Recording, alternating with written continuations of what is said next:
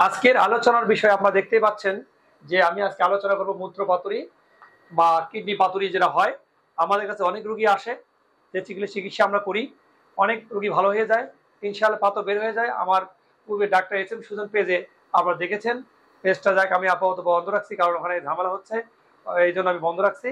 কিন্তু ওইখানে আমার ভিডিও দেওয়া আছে যে মূত্র পাতুরি, বড় বড় পাতুরি বের হয়ে যায়।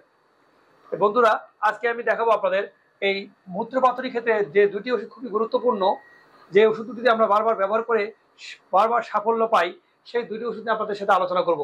একটা হচ্ছে লাইকোপোডিয়াম আর বারবারিস, এই দুটি ওষুধের পার্থক্য করবো কি হবে। এই ওষুধটা নির্বাচন করার সময় আমরা খেয়াল রাখবো যে দুটি ওষুধের মধ্যে পার্থক্য নির্ণয় করে, তাহলে ওষুধটি ব্যবহার করার মতো রেজাল্ট পাওয়া যাবে। প্রথমে আসি লাইকোপোডিয়ামের রোগীর ক্ষেত্রে। মানসিক অক্ষমতা তো আপনারা নেবেন অবশ্যই, কিন্তু আমি খালি পার্থক্য দেখাবো যে বারবারিসের কোথায় পার্থক্য আছে, এটা আপনাদের দেখায় দেবো। যে ডান দিকে মূত্রপাথরী যন্ত্রণা হয়, এ বাম দিকে মূত্র যন্ত্রণা হয়। এর মধ্যে লাল দানা পড়ে, এর পরে না। এর যন্ত্রণা ছড়িয়ে পড়ে না, এর যন্ত্রণা ছড়িয়ে পড়ে। বৈশিষ্ট্য এর মূত্রত্যাগের সময় কমের ডান দিকে প্রচন্ড ব্যথা হয়। শিশুরা কি করে, প্রস্রাবের পুরেই কান্না করতে থাকে, ঠিক আছে। প্রায় গ্যাস্ট্রিকের সমস্যা নিয়েই এই রোগী আমাদের কাছে আসে।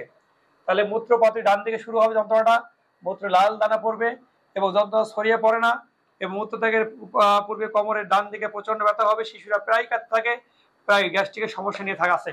আর বাম দিকের মূত্রপাথরী যন্ত্রণা, মূত্রে লাল দানা পড়ে না, যন্ত্রণা ছড়িয়ে পড়ে।